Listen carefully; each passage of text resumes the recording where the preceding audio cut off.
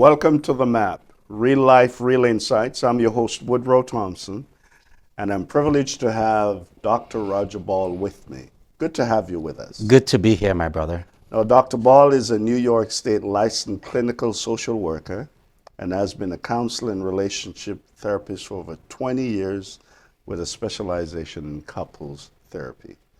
And when I read your resume and knowing a little bit about you, a man from the islands, a young boy from the islands Yes. that has transitioned to where you are now.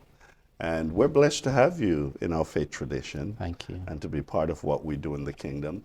Tell us a little bit about your journey. Thank you. And first of all, thank you very much for having me, and I appreciate all the work that you're doing here in the Mid-Atlantic region. I've been to a number of those activities and conferences, Right. and I'm super privileged to be a part of it and super proud of the work that you're doing as well. So Thank thank you.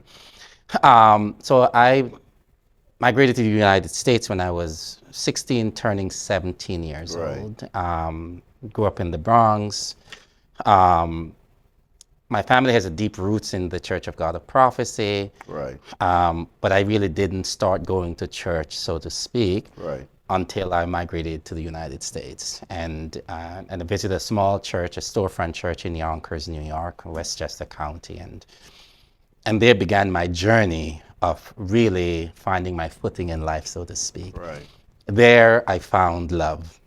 I married the pastor's daughter. There I found my voice. They gave me space to speak, to preach, to teach. And that has served as my trajectory to who I am today. But, you know, like I am a Jamaican at heart, and I'm proud of it as well. And I'm deeply rooted in my own history Right. as a boy that grew up in Jamaica, without running water, without electricity, on the farm, raising the animals, carrying the And the water. farm. Yes, Wow. yes, yes, Didn't yes. know We that. raise animals, and much of that has served as the impetus in how I move through life, sort of those Right. humble Right. beginnings. And you're also an author. We have one of your books Yeah, here, The Ties That Bind and Bruise. yeah, And we'll talk more about that sure. later. And you wear several hats. For all the hats that you wear, you're also a district supervisor with the Yes, Church of God of Prophets in the Northeast region. Um, and you work, as I mentioned before, as a clinical yeah, therapist. You work with the school board. yeah. Out of all that you do, what gives you the greatest joy? This may sound trite, but it's true. Tell us. I find that my orientation is to have fun in whatever I do Oh, wonderful. and to find meaning in whatever I do. So I could be sitting on this floor playing with a 5-year-old, Right, and I would be fully present and find all the joys in right, there, including the work that I do that's extraordinarily difficult, right. painful. Like a big Yeah. part of my work is crisis management. Right, So I'm called in when children die. I'm called in when adults, principals, assistant principals, teachers, right, collapse, and sometimes in the classroom. And so I usually pull people together to go in to set up all the infrastructures, all the clinical response and the grief counseling. So I manage all of that stuff right. in public education. On the university campus, when I'm there teaching, like I love it so much, and I enjoy so much being with the next generation of students that, and it may sound even a bit narcissistic, but my class is oftentimes the first to fill up because students are talking about to Right, each for other, sure. and I'm constantly like, can I get into your class? I know it's Right. full, but can. So, and what I find, or if I'm really having a lunch with my wife or Right. with my kids, I find to be fully present and to really enjoy the work. And maybe that's why I do so many different Right, things, right. because I truly find joy in all of What those you do. spaces that I Yeah, do, and meaning. I find yeah. joy and meaning. So as I hear you share your journey with us, one of the things I'm a firm believer in, that God wastes nothing. So humble beginnings coming Yeah. along. Along the journey, where did you get the insight that you'd be doing what you're doing in coming from that journey? Yeah. How did you end up here? Well, it's like this. I think that there's a deep mystery in the call that God has for us. Right. So it's the thing that you don't know. It's a notion that we walk by faith and not by sight. Right, It's a notion that what God said to Abraham, want to go for a journey? Yes. Come let's with me. let's Yeah. go. I'm not going to tell you all of the details, but Right. I'm give you the 30,000 feet above Of course. pictures. But if you trust me, let's go for a Right. walk. Right. And I've gone for that walk, and I am acutely aware in the mysteries and the ambiguities of not knowing all the nitty-gritties, all the details, but I'm fully invested in the unknowns Right. with God. And so I didn't know that I would be a district supervisor. Right. I didn't know that I would be a college professor. Right. I didn't know, like there's so many things that, and Right. if we say that Right. we knew it, is one thing I've always felt since I was a little boy, and I'll never forget, I was talking to my wife about it. I must have been 13 years old, lying on my back in the room, no electricity, a mattress that's been so old it turns a different color. I mean, you know, I'm serious. Like the little dark room, Right. and you know, in a three. And so it's 3 bedrooms. So it was 3 bedroom, yeah, rooms. That's right. it. It's like, they all served as bedrooms. Right. And having this deep sense that the Lord is calling you to some place. Right. Didn't know what it But was. not knowing what it Not is. knowing was, but it's a deep sense of Right. comfort that one, you're not alone. Right. That 2, you're on a journey, and you need to honor that. And Right. so I'm fully committed to the unknown journey. Right. Yeah. Right.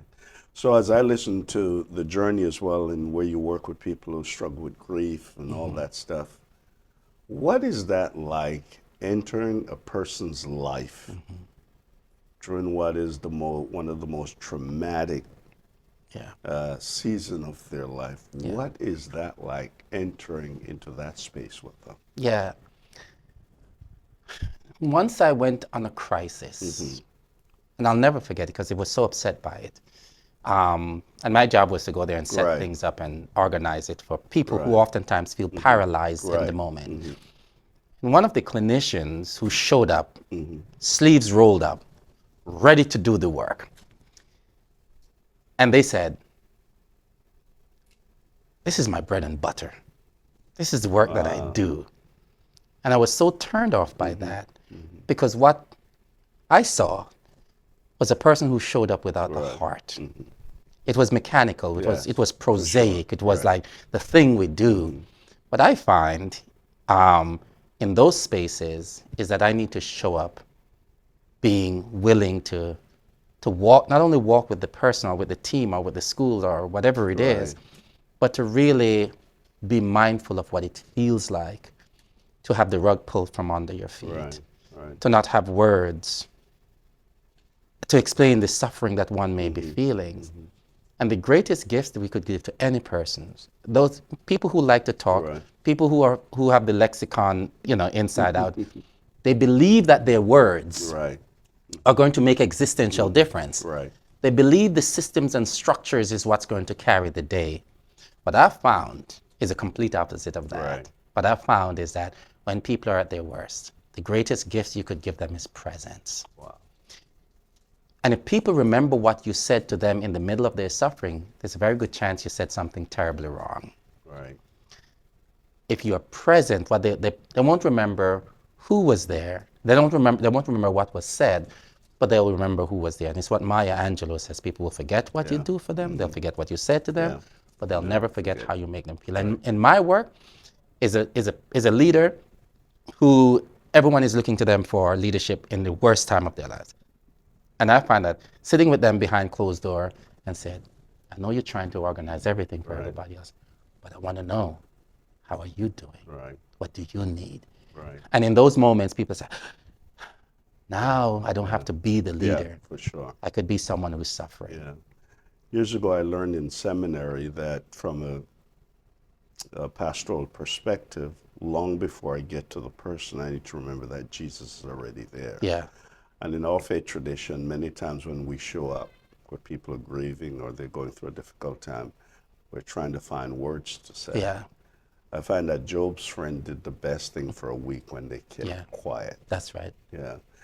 Now tell me, how does your faith inform you with all that you do? Yeah. What place does faith play in your life with all that you do? Yeah, it's a really good question. It's a question that I've contemplated for a Right, long time. right, And I think that our faith community, we do each other a great disservice by walling off our faith and our faith walk from the work that we do in other spaces. right. My students know that I'm a preacher. In fact, sometimes I'm up there lecturing and they're looking me up online. That's it. And It kicks in. they will come in and says, I knew it. There is something about you. You don't talk Right, just like an yeah, for instructor. sure. You talk Yeah. like a preacher. Right. And so in my work, and people don't always know what they're getting, right? Right. They don't know what Of course, yeah. it's weird, but so when I show up, let's say in a classroom, Right.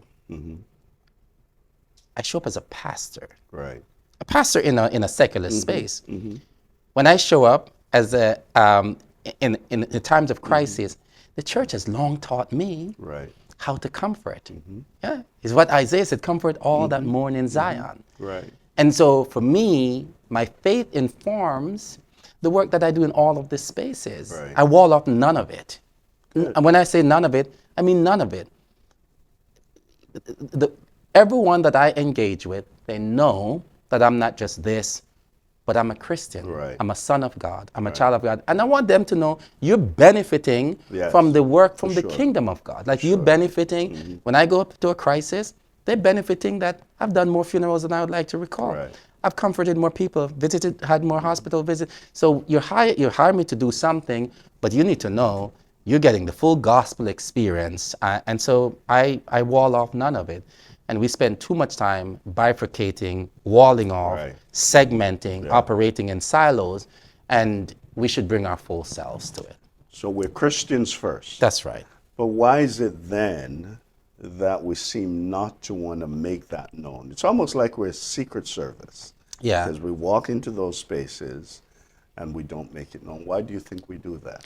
Well, I think because people compartmentalize, right? Okay, We got it. compartmentalize Yeah, our lives that's in true. so Yeah. many ways. We compartmentalize who we Yeah. are here, who we are there. Right. We behave differently here than how we behave differently. And so there's no symmetry, there's no synchronicity Right. between who we are. There's a compartmentalization of the self. Right. And so we're always splitting and splintering. And so because we believe that the person's what's needed here and how I show up here is unacceptable over there. We've told ourselves that. We've told ourselves that our Christian praising and singing and shouting and dancing, that there's no place for it in the workplace. There's no place to greet each other with a holy kiss. There's no place for this and this. And so we've learned to play by the rules in different places as opposed to carrying a united self that is deeply rooted in the gospel. And when we test the waters, when we push the boundaries, we quickly realize that it was always a self-imposed ways of being. Right. So we don't live lives that are holistic. That's right. When Paul said, for me to live is Christ and to die is gain, he meant my whole life is lived for Christ. Right. So that informs me then. That's one of the struggles we have with sharing the gospel. Yeah, yeah, Because when I show up in those spaces, I'm not making it known who I am. that's right. And so it makes it difficult for us to share the gospel. We're talking That's about right. being on mission, reconciling the world to Christ through the power of the Holy Spirit. So that gives me insights into the fact that that's one of the reasons why most Christians are not sharing their faith like they should. That's They're right. not living it out. That's right. It's That's not right. a part of their life. In a That's right. holistic manner.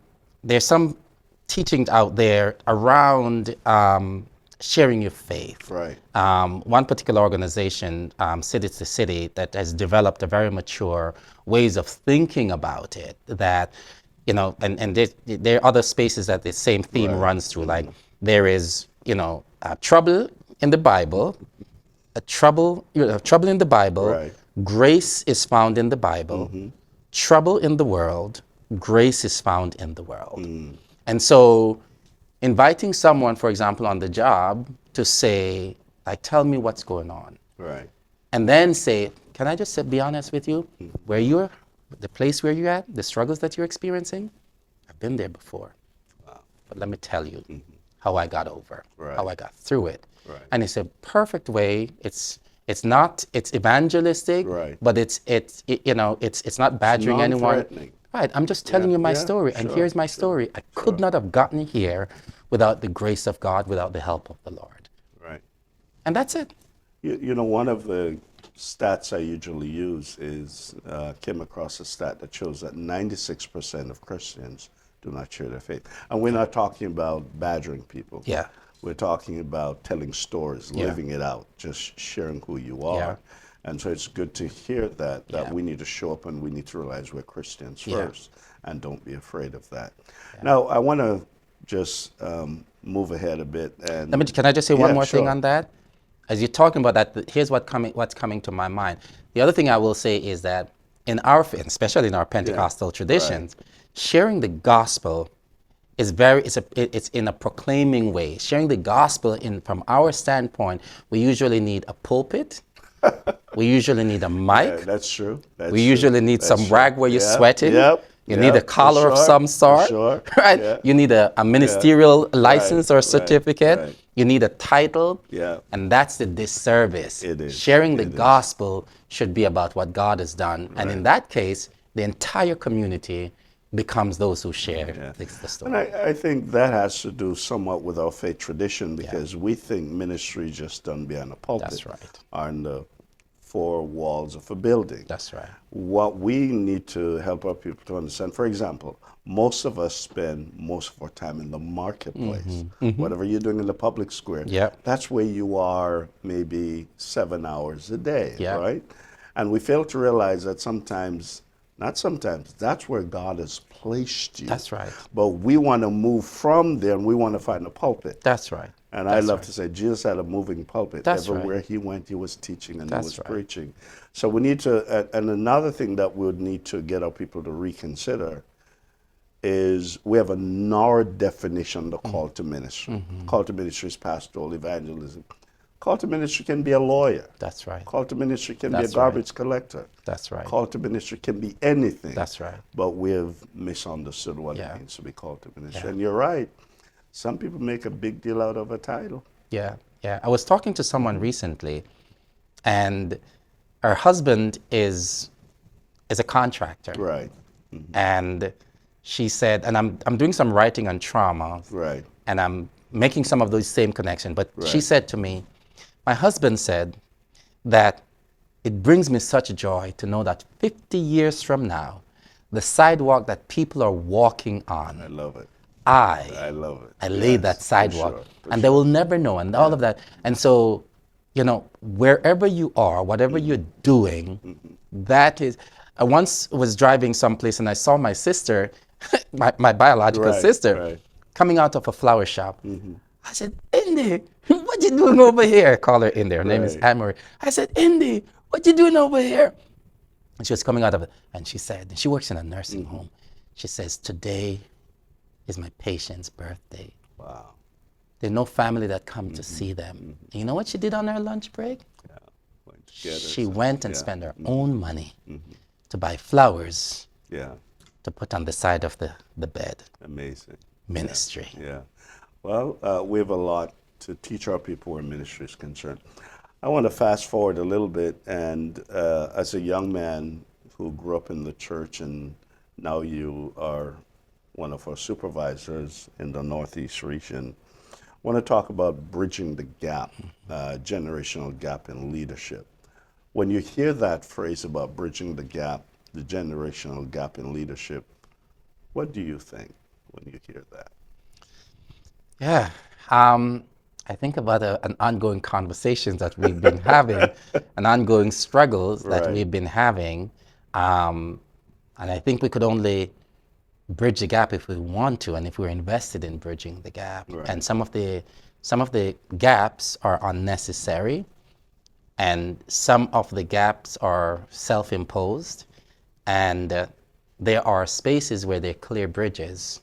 But if we don't talk about it and lift it and highlight it, because the bridges there are many bridges there, Right. but we have to name them. So there are gaps, and we could talk about a lot of those. But I would want, if we're talking from a strength-based perspective, we could also talk about where we see some of those gaps. Those bridges are already there. Right. The grandparent Right. who is raising their grandchild, the grandson who is taking their grandmother to their hospital visit. And so many of those bridges are well established, not shaky, but are well established. And so I think to have the conversation is to really name on both sides. Right. Where are those bridges that are sturdy and strong Right, and weatherproof, and also where are the ones that we need to strengthen. So you would say it starts with conversation. Yes, yes, yes, and to name what are some of the things that are creating those divides. Right. You know, like it is it is said. I taught psychology 101 Right. when I was in my 20s, and one of the things one of the textbooks says is that young people don't know how it feels to be old. I like that. Young people Of don't. course. If you're 20, Yeah, there's no for way sure, you know for how it sure, feels to be 80. For sure. And the flip side is that old folks generally forget Forget what it was used like be, to yeah. be 20. Yeah. What do you think are some of the common misunderstandings between the older and younger leaders in the church today? I think, truth is interesting, right? Right. Scripture says, sanctify Yeah. them through thy truth. Yeah, Jesus said, for thy sure. word is truth. And in another conversation, Jesus said, and I think it was Pilate, and the question was asked, what is What truth? is truth? Yeah. And I think that for the older generations, oftentimes the culture of how we were raised, Yeah. the way we professed our Christianity, you know where I'm going with this, Right. that becomes the truth. Right. And that becomes gospel. Right. For us, that's how God works. Yeah. And when we see God's working in another form, in another way, Right. it seems blasphemous. Yeah. And so we have to be able to be flexible enough to know that God works in mysterious ways. Of course, That God works yeah, in many different ways, and that whilst this is comfortable for me, there are many other ways, through many other medium, that God can work. And I think if we start there, to be curious enough Right. to say, how is God working in you in the time that you grew up in versus how he worked in me? I ask that question because if we're not careful, my faith tradition will be in trouble. No, it impacts other faith tradition. Talk about faith tradition, I'm talking about the Church of God of Prophecy. Yeah. Barna did research some years ago. Bishop Tim Coulter asked Barna to do a research within COGAP in North America. Yeah. And he did not only with COGAP, but across the spectrum of churches. Most of our pastors in their 60s, 70s, and 80s. Yep. And we're not doing a good job in mentoring Yeah. and developing younger leaders. Yeah. And I'm afraid that if it's not something we start talking about Yeah. and looking at how we do that, we're going to be in trouble. Yeah. What would you recommend could be, other than conversation, could Yeah. be some of the starting points for us? Yeah. It's a really good question. This past weekend, I did a wedding. Yes. And I was reflecting with my wife on it. Right. Here's a young man, right? He was in my classroom as one of my students at the university campus. Right. I mentored him in an official capacity through the university for his internship. And then when he got finished with that, and he helped me to build out a number of things when I was an assistant principal. Right. And then he fell in love, or he was in love with this young. And then I sat down with them and I talked to them, and then he started coming to church. And so you want to talk about starting Yeah, point? for sure. Here's the starting point.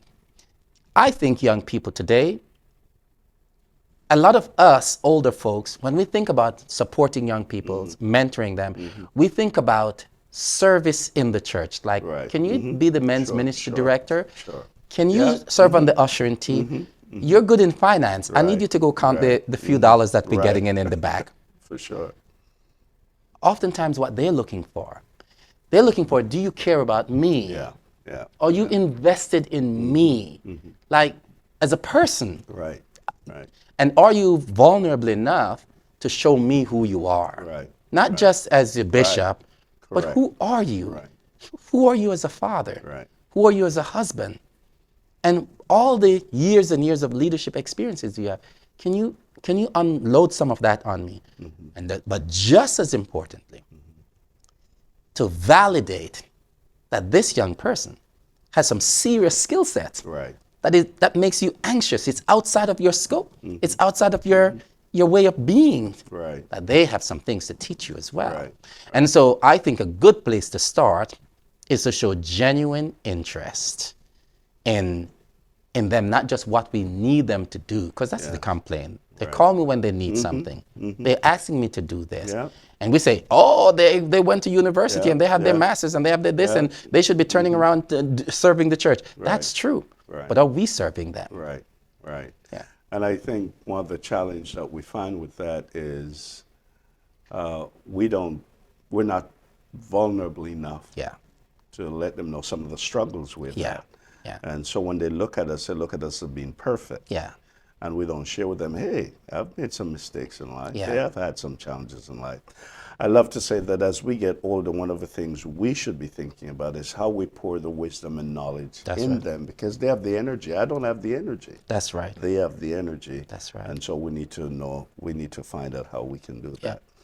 Have you ever personally felt misunderstood by another generation?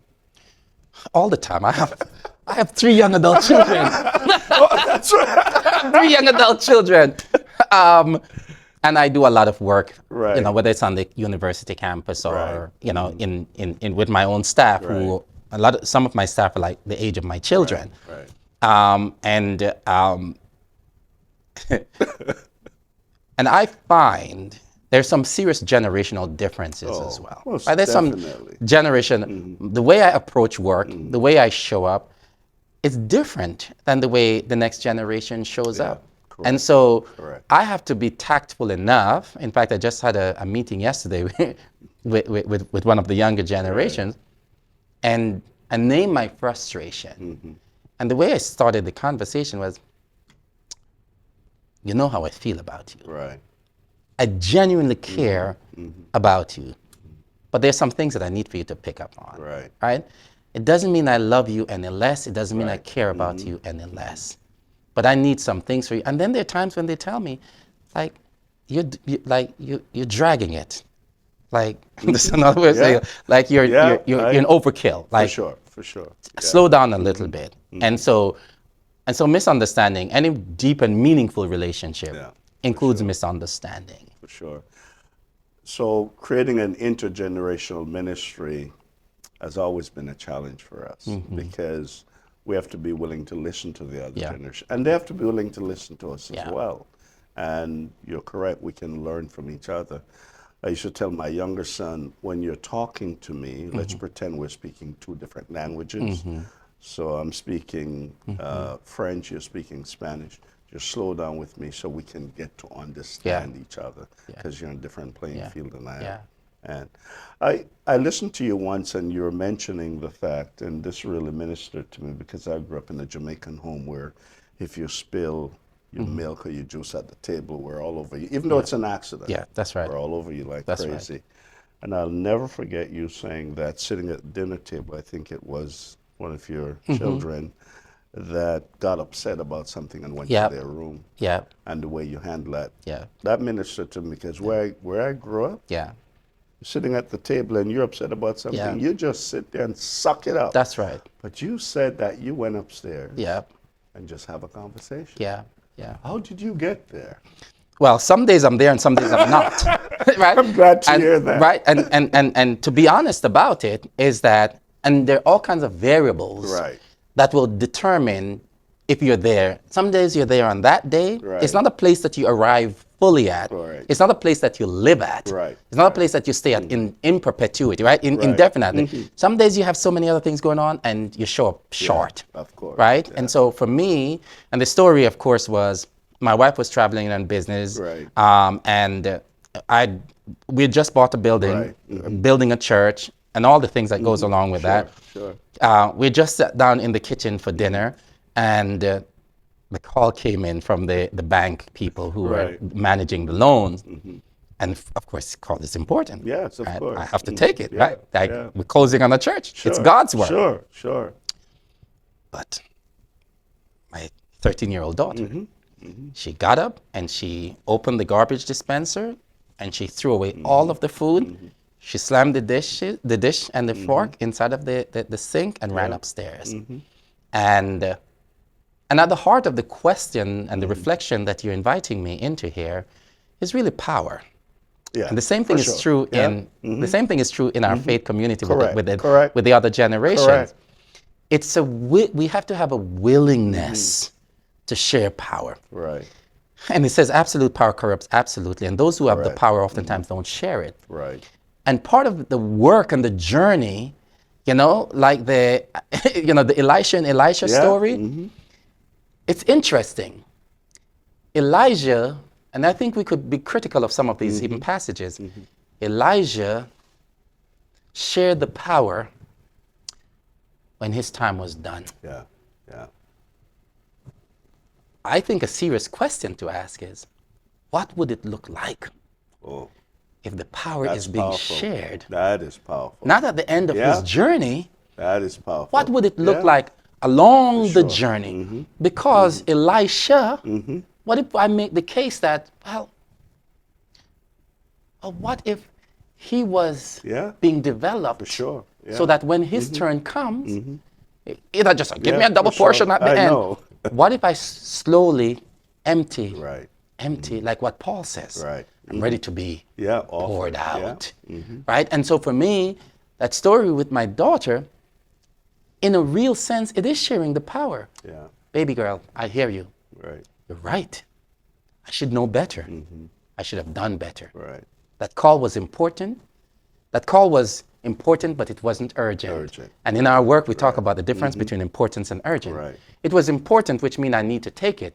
It Right. wasn't urgent that I needed to take it right At now. that time. And so the willingness to say, you have a point, it's worthy. And for me, I oftentimes tell that story that it was a sermon. Yeah. It was a sermon for me and an altar call. The only thing I didn't give was offering that day. But she told me the truth Yeah. that I needed to hear. And in order for me to fully hear that, I had to be willing to share the power so that her voice can come forward. Well, that ministered to me because from a parental perspective, we don't do that. Yeah. We would go upstairs and give her a hard time. You're a child. It's my house. And, yeah, it's my How house. dare you? Are you paying the mortgage? No, I'll take the door off the I hinges. know. That's how I grew up. But it's amazing, not only for you, but for your Yeah. daughter, because that speaks volume. Yeah.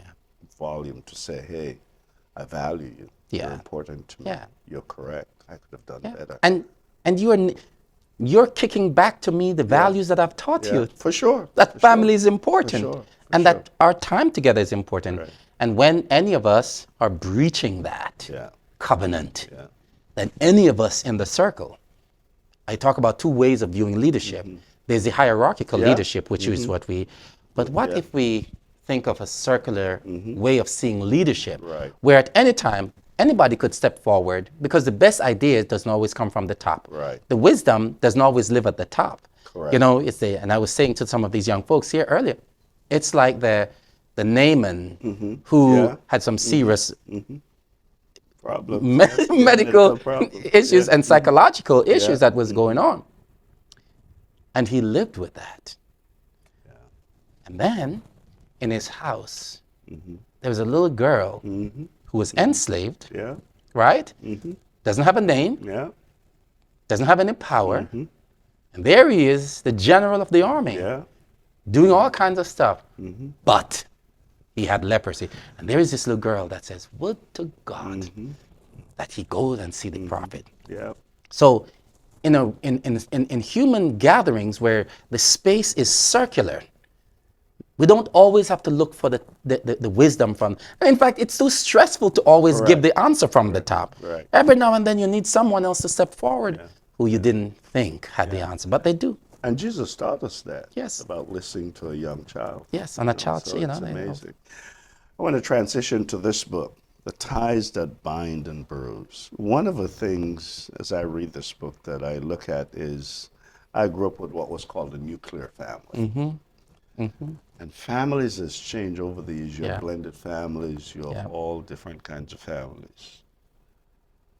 How impactful is that for us as leaders, leading in the church and helping people to realize how important family is Yeah. when we come to this place where we no longer talk about the nuclear family like we used to. Yeah. I was I was actually doing earlier this week I was doing a training for an agency Right. on mentoring. They were all professional mentors. Right. They're paid mentors. Right. And I was talking and in not necessarily in this book, but my doctoral dissertation that Right. this book emerged from that. And I did some studies that looked I reviewed some studies and research Right.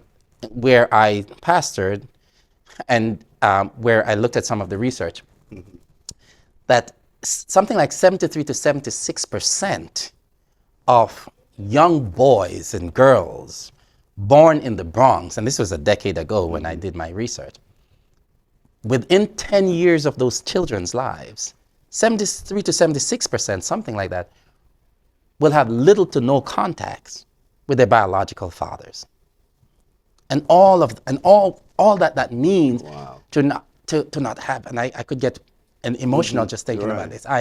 Recently had to manage a crisis where a young child was killed. And I sat at the table and I heard all the conversations. Grandma is saying this, mom is doing this person is doing that. And Bishop, I sat there and there's a conversation in my head. Where is her father? Yeah. Yeah.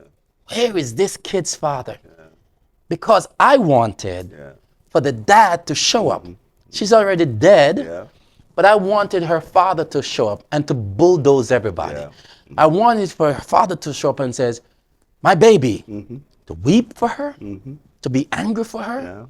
to hold people accountable. Not once, not once did anybody even mention her father. And so for me, that we need to name, and in the postmodern world where we have decentralized, right, and Yeah. deprioritized the centrality Yeah. of children having those two, a mom and a Mother dad. father, yeah. We've decentralized and have in some ways sort of just use our, sorry to be dramatic, Yeah. to use our fingers and says, Right. they're no longer Yeah, necessary. No longer necessary, yeah. And we ourselves have said that I am not showing up. Yeah. And so we need to have the conversation and say, look, here's what the research showed, and I could rehearse it. Boys, they're less likely to get involved in substance use and Correct. abuse. Yes. Girls, they're less likely to get pregnant. They're less likely to drop out of high school. They're more likely to complete high school. They're more likely to get a college degree. They're more likely less likely to be incarcerated when we are present. And so I could name it in both. I could name it in three spaces, and here it go really quickly.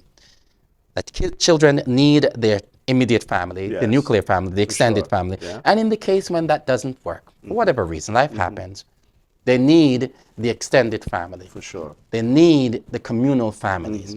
They need the church families. Right. But we don't have to decentralize or nix this over here to say that these here are important. We need all of that. We need the community leaders. We need the guidance counselors and social workers and psychologists. We need the teachers who care. We need the youth pastors who care. But they need their mother and their fathers as well. How do we help our churches to understand? Now, I grew up in the church most of my life, and I grew up with the nuclear family. I was blessed to have both mother and father, and my dad still remains my hero. He really passed on a long time ago. But we seem to have missed the importance of the nuclear family. And I know that culture, we used to say, reinvents itself every 5 years. It's happening more often now. But how do we keep this at the forefront of our congregants and our people, that marriage, family is important? And it's worth the sacrifice. It's worth the investment. That's right. I think I'm a teacher at heart. I preach, but I'm a teacher. Right. And I think I talk about the teaching church, the preaching church, and the healing church. And if we anchor in on the teaching church, we'll raise some very serious questions. Right. Like we assume, and I was saying to the young folks here as well, like we assume that people know how to. Right? Like when I was a little boy, and my sister, who's the same one that I just mentioned, who she and I are very close, when I was a little boy, I've been talking about like 4 or 5. I didn't know how to put on my I didn't know my right, to match my shoes. Left or right, That's right. And she used to tie she used to tie and show me how to do it. Right. After a while, I said, you know what? I need to develop a strategy. I need to Sure. figure it. And so what I did when I came home from school, I would take off my shoes and I would hide it in some corner so that the next day I could just pick it up again Sure. so that I don't have to ask. The business of teaching and learning is critically important. And so, do we know how to communicate effectively? Do we know how Well, to no show? one taught us how to communicate. And that's the point. That's a problem. And so two Yeah, people, yeah. they're crazy in love. Yeah, They said they yeah. saw a rainbow in the Yeah, sky, yeah. and that's their sign to God. And then when the rubber hits the road, and when the rain clouds comes, when Right. the lights get turned off, when someone gets fired from a job, people are reaching in a tool bag or box, desperately trying to find the tools to deal with the thing, Right. but they keep coming up empty-handed. Why? Because they don't have the skills. Yeah. And so the church preach and teach about a lot of things, but they don't have the skills. Well, one of the things I'm pleased about that's happening now, we're becoming more open. For example, we talk about mental health openly in church now, and some of these things that we're talking about. I'm pleased to see where we're going where that's concerned. It's been fascinating to have this conversation with you. I could continue this Yes. conversation forever. But I want to wrap up our conversation by going back to something we talked about earlier, about how we bridge the gap between the different generation of leaders. John Maxwell says everything rise and fall with leadership. Yes. How do we go about bridging this gap? I mean, you've alluded to some of that before, but a final word on how we can go about bridging this gap. Yeah. That we're all on a similar journey. There's not us against them. Repeat that again. We're all on a similar journey. Yeah. It's not us against Yeah, them. for sure. We are, and we don't quote unquote pick up where the other leaves off. We are traveling the journey together. And a big part of that is a willingness, as I said before, to share power. And by sharing power, I mean in both directions, this bilateral, this duality, this dancing where I have some things to teach you, you have some things to teach me, I have some things to learn, you have some things to learn. And in that sphere of this rhythmic giving and taking, sharing power, being vulnerable with each other, it's in those spaces that we live authentically. And so the teacher, it moves like this. For sure. It shifts back. There's no permanent or fixed position as to who is the teacher and who is the student. Today I may be the teacher. Tomorrow you are the student. And so I find that when we create those kind of holistic spaces where the best ideas could come from anywhere, where leadership shifts from here to there, from you to me, I find that in those spaces, and if we do it in love, that you're more important to me than what I ask you to do. You're more important to me than the work. Like you're important to me because you're a son of God. Because you're a child of God. That is my starting. We created in the Imago Dei. It's the start. It's where we start and it's where we end. Yeah, I call that a delicate dance. It's a delicate dance. Yeah. Thank you so much for being here, and I hope we get to do this again because gladly. There's so much that we can learn. Thank you so much. Thank you very much for having me. That's all the time that we have for the M.A.P today. Keep navigating your life with purpose. God bless you. We'll see you soon.